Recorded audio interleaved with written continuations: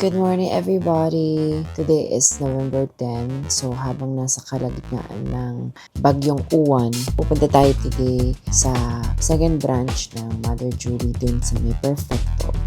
Na-turn over na siya kagabi, nakapaglinis na kami. Ngayon naman, construction na siya. So it will begin the 10 days construction para pumasok sa target date ko na grand opening, which is November 23. November 23 kasi is Mother Julie's first anniversary.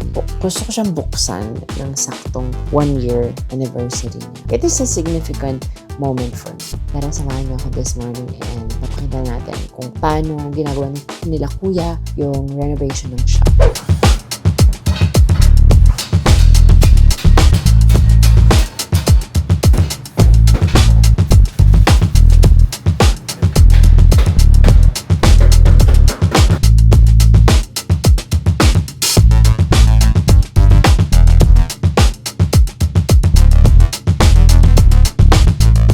Finally, natapos na ang araw na to, Monday.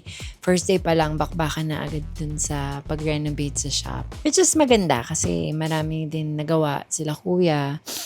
So maraming salamat, Kuya June at saka si James. So pagpapatuloy namin yung construction bukas. But tomorrow kasi, it's gonna be cleaning time, repainting, at saka i-install na namin yung aircon. Saka kami re-renovate pa more dun sa loob ng shop and dun sa outside ng shop yung pinakala. So, ayun, marami pang nangyari today. Nagpagawa tayo ng sink. Marami ako na-accomplish today. Maaga matatapos yung shop and I'm very, very happy and excited that all the plan that I made all throughout less than 5 days is matapos namin siya lahat. So, I'm very, very excited to light up Mother Julie in Perfecto Branch, which is considered the very first shop na ilalabas na siya outside my house. I'm looking forward for all those people na nakatira sa Dagupan, sa Perfecto, sa Tayuman. Ayan, mga Herboso siguro, makakarating na doon. And of course, dun sa mga taga-Altorices, don't worry. Dun sa area pa rin natin dyan is meron pa rin naman main branch dyan sa Altores. So,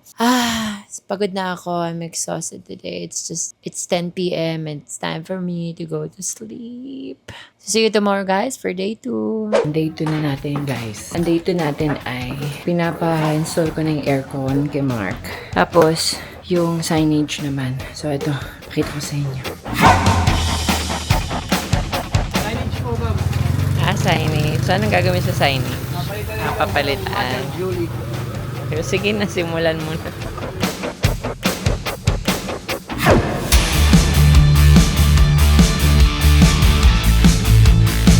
Honestly, gusto kong sobra-sobra ako maging hands-on. Kaya naisipan ko naman ako ang mag-paint. Since kaya ko naman, why not try it? At maganda rin yung nakikita ko yung bagay na pinaghirapan ko sa loob.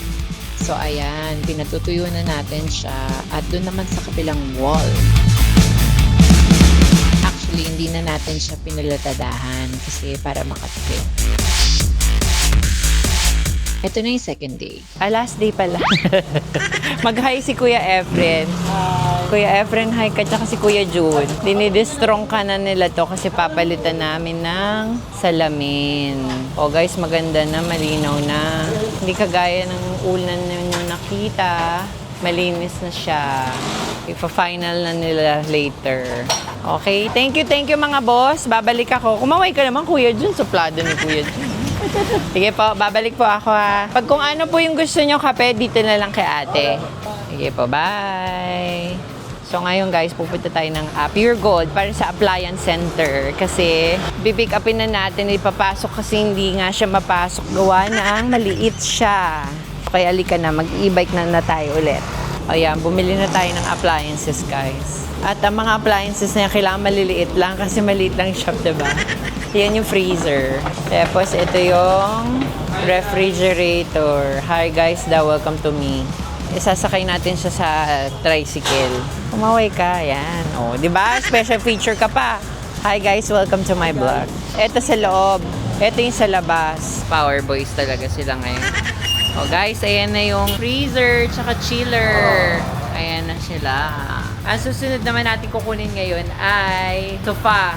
Grabe, yun ang pinaka gustong-gusto kong parking sofa. Ayan guys, next task naman natin. Nandito tayo sa furniture's house. Kasi bibili tayo nito. Maliit lang siya pero may sofa. Yan, binili natin to kasi gusto ko sa loob cozy. Kahit papano makapag-relax. Ayan, pinilagyan ko na siya ng salamin na clear para nakikita yung tao sa loob. Guys, so as of now, makalat na makalat pa siya. Yung internet, pinapadaan pa natin siya. Ayan.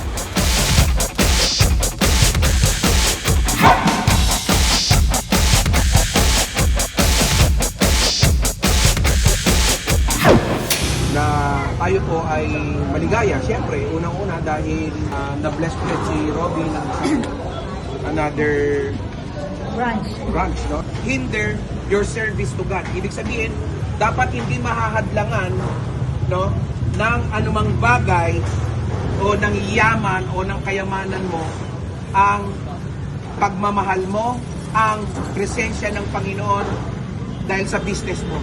Hindi po pwede na dahil mayaman ka na, sabi ko nga kanina na kahit gaano kadami ang pera mo, walang Ano ang tatlong bagay na sinabi dito sa Bible na huwag nating kakalimutan, lalong-lalo na yung may-ari. Yay!